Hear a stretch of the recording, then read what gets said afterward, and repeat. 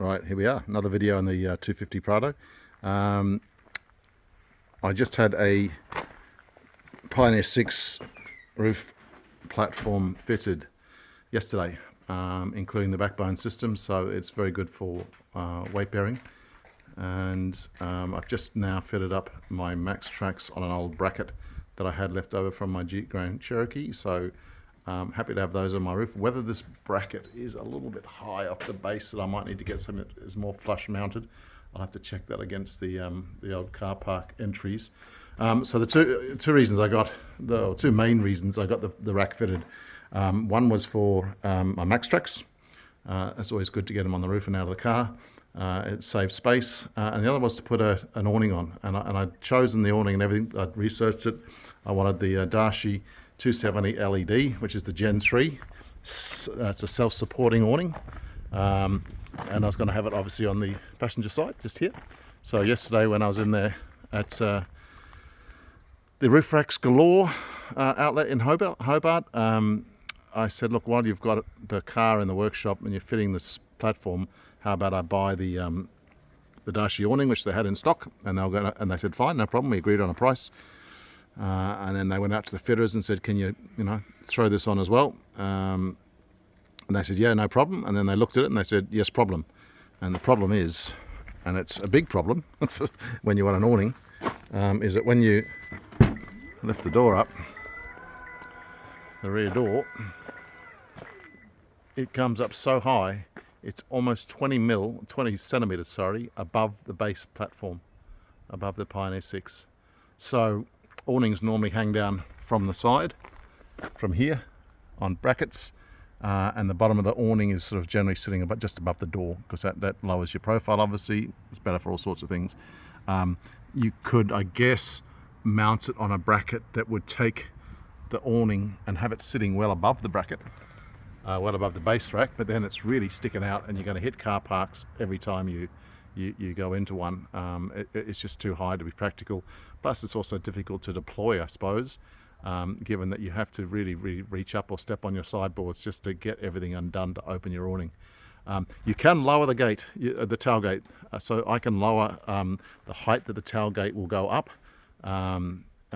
just using a couple of buttons. It's in the operating manual, or just Google it, and I can bring that down to a level which I guess would mean that as you open the door, you would not hit the arms of the awning when you deployed the awning, but you wouldn't be able to get inside the car because the boot would be so low. And even lowering it by 10 centimeters, 100 mils, is not enough to clear the arms of the awning. So that's a bit of a dilemma. I really do want an awning. I could do a 180. The 180 would come round, obviously, and just the arms would be out the end here. But the issue with that, again, is that when you tie off this end of the awning against the roof rack on this side of the car, and you clip it to the roof rack, that is going to be rubbing up against the spoiler on the car or on the actual boot itself, which is an issue as well in wind. You don't want something constantly, even with a pool noodle or something. It's just a band-aid fix that is not going to really solve the issue. So, and look, there's a lot of models I believe out there that have this issue with the spoiler and the boot. With the barn door style boot, it's not an issue, but with this tailgate, it is an issue. I really do want the awning, as I said. I think I have a solution though. I've had a few phone calls with a company in Brisbane, and they're sending me down a prototype that they have for me to try out that may provide a solution. I won't be the first person in the world to try the solution, but it'd be interesting to see if I can get it to work on the Prado. I know there's a lot of buyers out there who will be like me, starting to kit out their new cars. There's a lot of these being sold.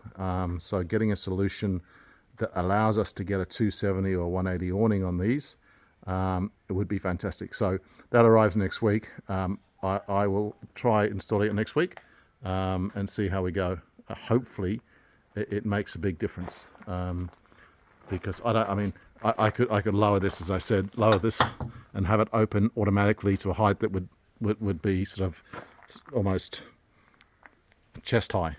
which makes it really awkward to get into the car. And maybe you do it at that height only for the duration of your trip that you're using it, and then put it back to normal height when you've finished from your camping trip or your road trip or whatever you're doing. But that's if you forget and this thing slams up against the arm of the awning. You just don't want to damage a new car. So I'll update you next week when I try and get this new solution fitted, and see if it helps. So cheers for now. Please like and subscribe.